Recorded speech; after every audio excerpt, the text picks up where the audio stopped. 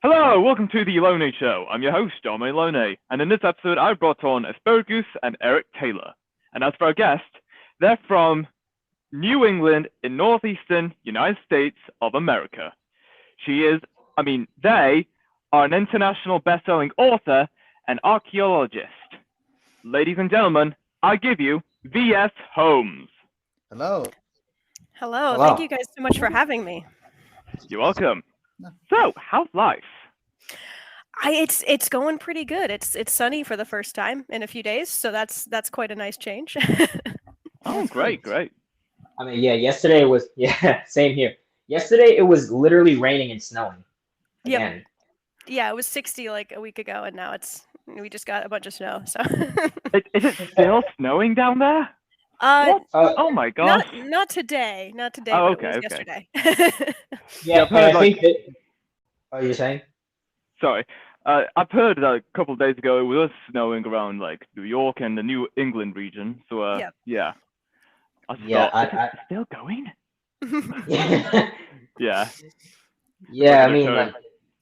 I think this week is supposed to be like sunny though, and somewhat cloudy, but mainly sunny. Better be. I hope so. Yeah. Right, because I have to work outside, man. I'm trying to stand in the park when I don't want to do my job. I mean, Right. my break. It's still Oh sunny. yeah. It's sunny here where I'm currently, and it's nice. I go riding my bike, but I'm still have to wear a jacket because it's still pretty cold. Yeah. Oh yeah. So V, what have you been up to recently? Well, I've been hard at work on the 5th book in my science fiction series, and it's been fun. It's been fun. What was really really wild was I started writing what I thought was the 5th book, and then halfway through realized that it was actually the next one in the series. So I've been doing some really fun untangling, but it's nice to be able to dive into a totally different world when ours is so chaotic. So Okay, Yes, great. escapism. Great. yes, escapism. Yeah. So, what is this book series about? Because I've never heard of it, and so I think it will be great if you could explain what it's all about. Sure thing. So my science fiction series is the Star's Edge Nell Bentley books, and it starts with the first book, Travelers, where hot-tempered Dr. Nell Bentley has this amazing, pristine archaeological site, and she's really excited to get to work on it, only to find out that it is the center of an intergalactic feud.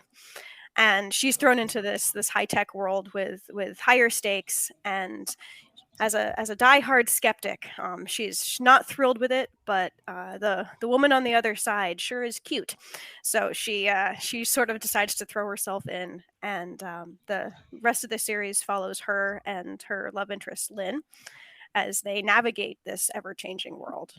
So right now I'm working on number 5, which is not taking place on Earth, much to Nell's horror. Wow. Great. Yeah, that actually sounds really interesting. Thank you. Yeah. Thank you. Yeah, I actually want to read that. Well, I've had a lot of fun writing them, so. That's great. Have you written any other books? Yeah, so I actually started out writing epic fantasy, which is quite a departure from sort of the fast-paced science fiction that I'm working on right now. And that's the Blood of Titans books. And it's a quartet, though the first 2 and the last 2 sort of take place about 20 years apart. And that has more to do with these 3 characters who are caught in the crossfire of a war between the gods and the more titanic older creatures that created them. So that was really fun to explore, faith and, creation myths and what happens when your heroes maybe aren't as heroic as you would hope they'd be. Okay. Yeah. Very interesting concept. I like that. Thank you. Yeah, I sort of straddle these two very different worlds. I'm usually working on multiple projects at once because whenever I get fed up with with some sort of plot knot in one, I can be like, all right, I'm gonna go over here where there's magic and I can solve it that way. Have you ever thought of creating like a multiverse of these books, like maybe combining the storylines of these various books together and then creating this like massive collab, and then like it just becomes like it's like Avengers Endgame, but the how do you call it, the novel version. Yeah, I do definitely have some Easter eggs between the two for those who read both science fiction and fantasy. Oh. The worlds themselves don't blend together too well, but I definitely have a lot of interconnected stories with the Travelers universe, and that's been fun. And I do have a few little secrets. For instance, at one point when Nell is on the run from the law, she uses the same alias or very similar alias as one of my main characters in the fantasy series. So there's little hints that sort of show that the same person wrote them at least. Okay, that's great. Yeah. Yeah. Yeah. Great. Yeah. So, what inspired you to become an author? I've always enjoyed telling stories and sort of I grew up as a reader, and I noticed that a lot of the books I was reading didn't necessarily have characters who looked like me or thought like me or loved like me, and I wanted to see characters like myself. And so I started out writing that way when I was much younger. And actually, the Blood of Titans book started when I was about 12, and thankfully, there's maybe one line that's survived all of its iterations. It's a very different story now, because 12-year-old me did not know anything about plot structure. But I started with that, and then as I got older, I decided to take it a little bit more seriously and started professionally writing and publishing when I was in college. Supposed to be focusing on other things, better things. But I decided to do writing instead. And since then I've just enjoyed telling stories that really showcase what I think is the most important thing about stories, which is showing us our connections to each other and how where we come from influences where we're going. So Wow. Excellent. Wow, it's really good. And so, have you have you ever like imagined yourself doing anything else but what you're doing right now? Oh, Like, definitely. I mean, I'm lucky enough in that I have a day job that I really love, so it's not like I'm constantly dragging myself away from this job that I hate to do something that I love, because I love both of them. But it is tricky because there are so many things I would like to explore and like to experience, and writing does take a lot of time, and a lot of passion. So sometimes it can be tough, but because my day job is seasonal, I do have this sort of on time during the summer where I'm traveling and digging for work, and then my off time during the winter, like right now, because I also work outside, so it's weather dependent. I get to do my wow. writing, and so it's sort of nice to have those two worlds because I can have the opportunity to go, explore things and try new things. And I think it really helps my writing as well because I get to meet really, really interesting people. Some who end up, being written in as heroes, maybe others as villains, not naming names. And so I get to sort of explore two different worlds. But yeah, Oh, okay. Yeah. Incredible. Yeah. All right. That's great. thank you. So, what was life for you growing up? I grew up as an only child, and my parents were both older when they had me, so I was pretty isolated. A lot of their friends' children were grown, and I was way out in the middle of the woods. So a lot of my days were just, I'll see you when the sun comes down, honey. Don't get eaten by wolves. And I just explored a lot and I got to know the natural world really well. And it was a lonely childhood. It was an isolated childhood. I wasn't very good at making friends, but I really think that it was great for my imagination. That sort of joke that like, oh, when I was your age our toys were sticks and stones. No, I was definitely doing that. And I think that helped my imagination. But I also grew up, my father was a huge science fiction lover and just science lover, and he had a telescope, and he'd wake me up in the middle of the night to come look at meteor showers or eclipses. One time we were even lucky enough to see the northern lights, which is unusual for us down here at this latitude. And I think that really fostered my interest in the natural world and the scientific world and how magical it can really be. So, Okay, great.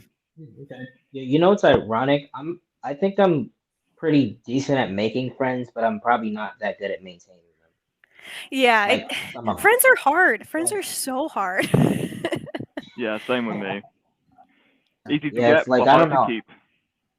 I don't know. It's like been able to maintain like at least one friend. I mean, Mhm. I have other people that I know who were my who were my friends in high school, but Right. I mean, you know, but that's about it. I mean, we have a group chat, but that's about it. We hardly talk in it. And Yeah, Hmm. like it's tricky. I only have like one or two friends. I've definitely, now seen the value in having one or two really close friends, and they're the ones who understand that, like, I probably don't have the energy all the time to talk and to see one another. Most of us live pretty far flung now, but especially as an adult, I feel like making friends is really hard. So, Hmm. Oh yeah, most definitely. You know, shoot, especially because I don't leave my house. right. I only go out to Me neither. I only go out to get I only go out to get something to eat or walk my dog, and Yep. maybe occasionally go to the mall, but that's about it. Yeah. Yeah, I definitely have been, really grateful for being able to find an online community, but it is hard when, like, you only interact when you're, like, on a screen. And then of course the internet is forever, so there's certain conversations that don't belong on the internet. Yeah, Right, absolutely. right. So, what books are you planning on writing now? Well, I'm currently writing number 5, and there will be a total of 6 in the Stars Edge No Bentley universe. I do want to maybe revisit the world in sort of a different way, maybe with some short stories, and explore some other characters and maybe some of the other space stations and stuff that we didn't get to visit in the series.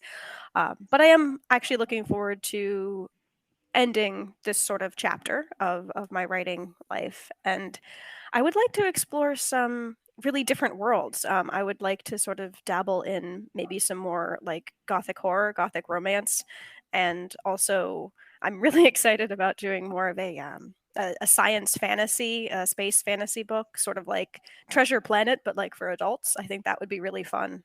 Something where I don't have to do quite as much actual scientific research to make it plausible. Okay, great.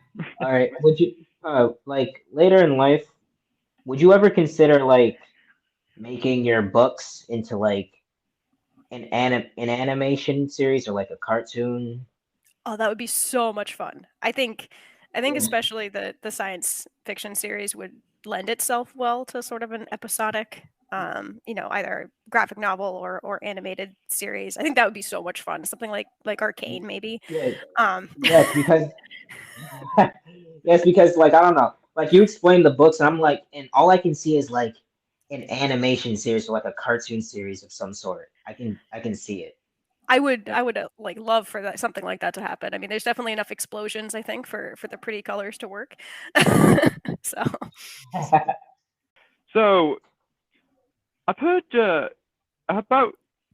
I don't know. I'm not sure if you're all right with me asking this, but go for it. um, so I so I've heard that I don't know how to put this down, but when did you first identify yourself, your pronouns as they, Mhm. them, or being part as a member of the LGBT community? Sure. No, I think that's a great question. Um, I appreciate you taking the time to try and phrase it thoughtfully. I always knew that I was different. I didn't have the vocabulary. I mean, my parents were, they weren't conservative or anything, but they were older and they grew up in a time where you didn't talk about that. So I didn't really have any of the vocabulary to say like, oh, this is why I'm different. This is why I'm feeling this way. Um, I definitely felt it more than I could identify it at a very young age. And then when I started, when I got to that like really awkward middle school age where you're like 12 and you have way too many hormones and don't know what to do with yourself, that's when I started to realize like, okay, so I have these friendships with all sorts of different people, but they feel much more intense than maybe other people's friendships do. And that's when I started to realize, like, I think I'm queer. I think I'm attracted to all sorts of different people. And at the time, I definitely thought, like, I'm a girl. I'm just bad at it. Um, which, I mean, some people, that's just the case. Um, but for me, I felt like it went a little deeper, and it took really until I started seeing other people, saying like, "Oh, I'm non-binary." I'm like, "Well, what the heck is that?" And because I liked some of the things that they were doing and the way they were presenting, and that's when I first started like, "Oh, well, maybe genderqueer is what I am," which is sort of an older term, I guess. And it really was through finding community online and finding other people saying, "This is how I perform my gender. This is how I feel," for me to really figure it out. Um, and so I would say I came out officially, sort of figured it out for myself in a way that made me feel strong enough to share it with the world. About maybe 10 years ago.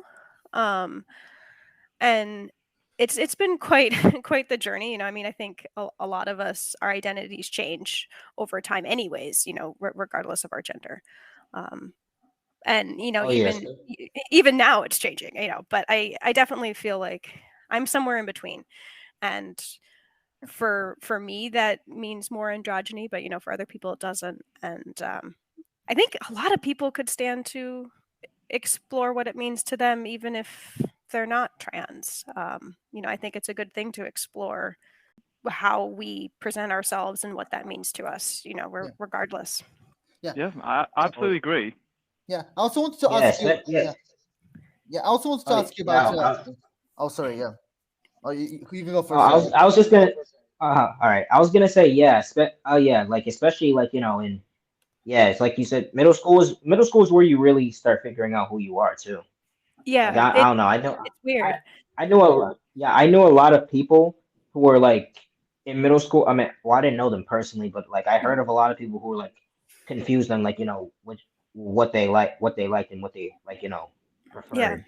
I mean, everything's so confusing anyways, at that time.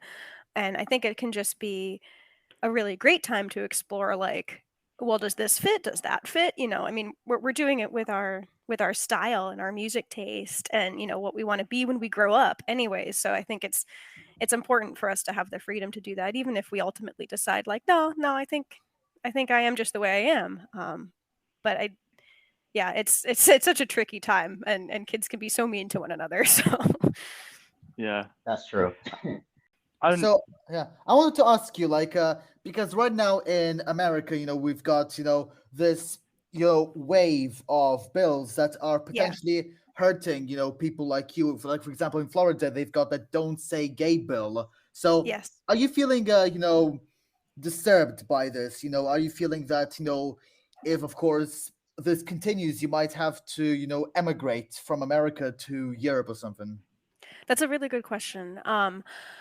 I'm definitely feeling quite heartbroken. I'm old enough that a lot of these bills aren't necessarily affecting me directly.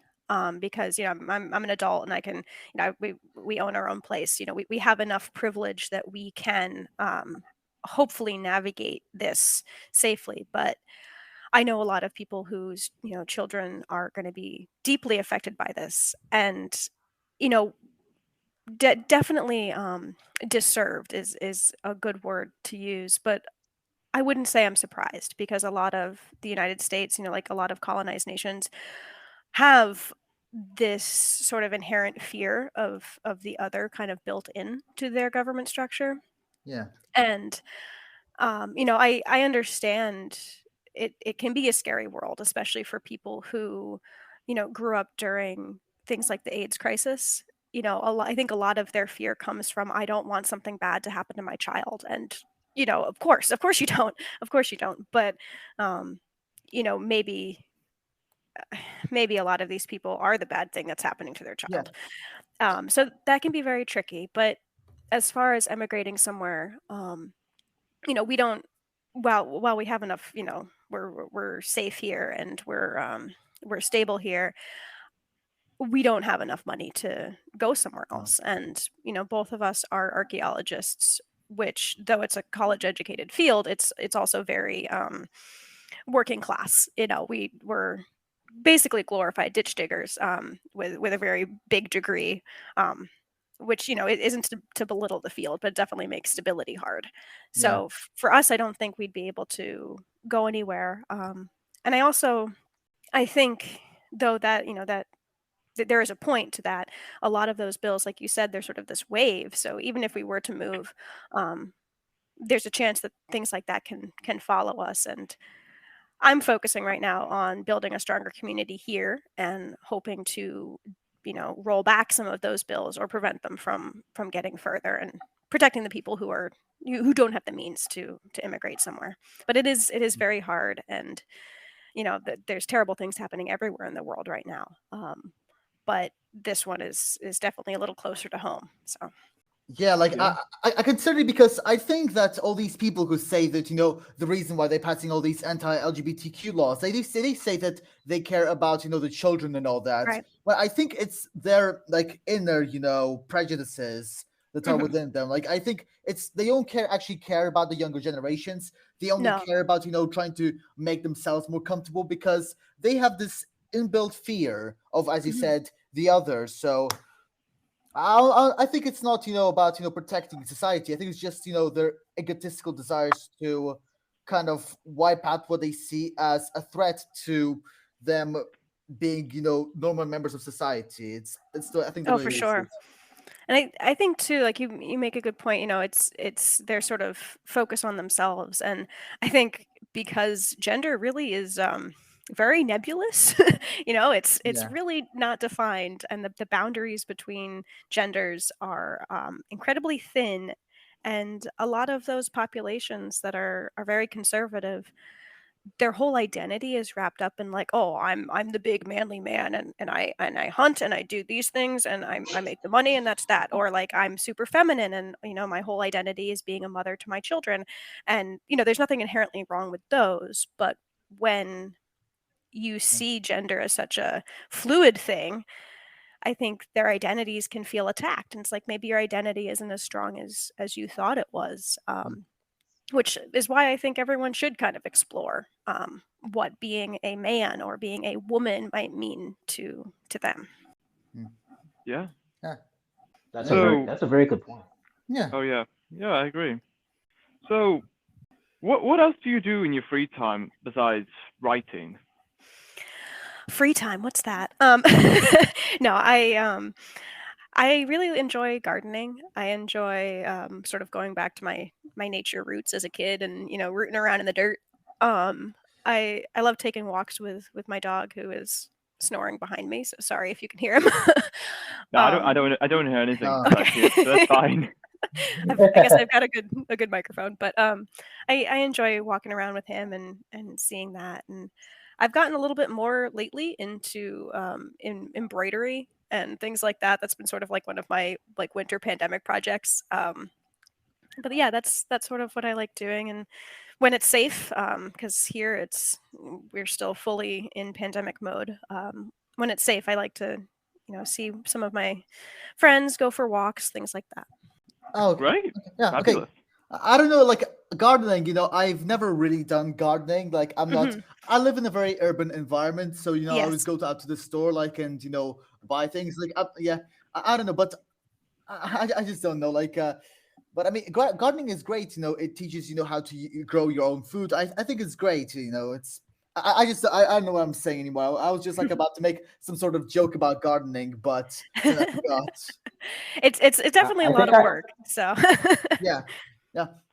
yeah, I think I have an older sister who actually gardens. it's really fun. And we actually just moved, speaking of urban environments, we just moved from a really rural area to what is definitely much more of a city for me. And so we have a smaller lot, but I've been enjoying exploring a little bit more of like how to do gardening in urban environments, because it's getting pretty expensive to buy groceries and stuff. So um, I'm excited to do like a trade with our next door neighbor. He has chickens, so he gives us eggs all the time. So hopefully we'll be able to give him some cabbages back or something. Yeah. Okay. That's pretty cool, I'm not actually. I gonna like lie. that.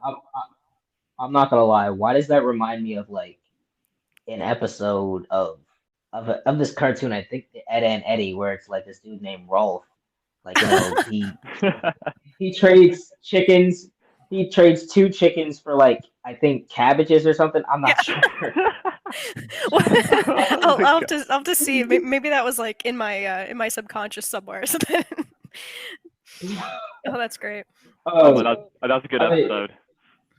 oh yeah, nah. It was some. Nah, it was. I think he was homesick or something like that. Actually, yeah.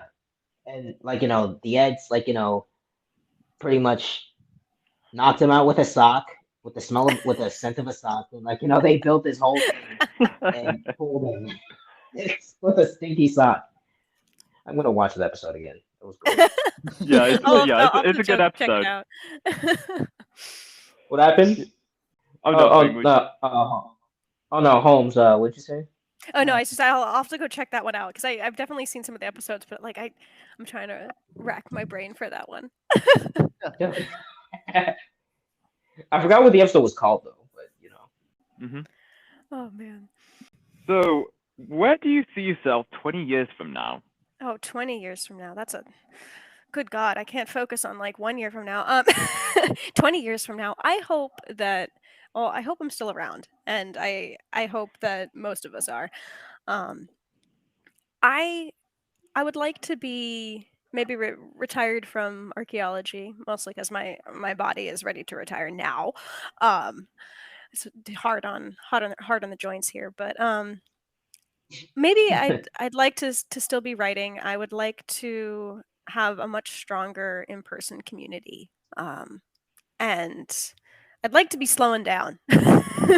I think I'd like to be able to take longer breaks and things like that. So, Okay. So, what is it you do as an archaeologist? so I do contract archaeology, which is a little different from I think what most people imagine when they hear archaeology. It's different from the academic sector, where these big longer digs happen. So for me, what I do is we go through before there's any big road construction, any big like power lines, pipelines, things like that, and we make sure that if there are any cultural resources, and anything historic there, that it is either avoided or protected if the route can't be altered. And so it's sort of this interesting straddling the boundaries between progress and historic preservation. Interesting. Yeah, it's And- it's a fun Yeah. job. Great. And you're certainly enjoying that. Yes, yeah, I that's actually what I studied in school. I was on the pre-med track and then decided I preferred my people already dead before I got to them, and switch gears a little bit. And it wasn't what I necessarily thought of when I thought like, oh, what do I want to be when I grow up? But I just fell in love with it, and I I love being able to travel to different places, and I also, it's important to me to make a difference, and I think doing contract archaeology is a way that we can try to make up for some of the damage that we did to the people who lived here before we got here. Okay. I like that. Okay. So someone else was going to say something before I said something? Oh, No. what? I mean, I could say I wanted to be a wrestler when I was younger. how's I mean, how's that working out for you? I mean, I still kind of do, but I'm gonna do some other stuff first before I do that, or at least Nice. or at least do some, or at least try to do that. It's good to have Okay. dreams. It's good to have Yeah. dreams. Absolutely. Yeah.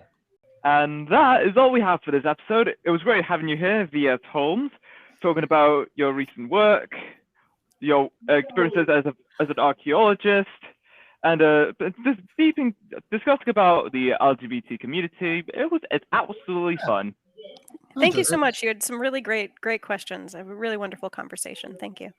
Welcome. Yeah, this was a stacked conversation. Stacked. Stacked. There we go.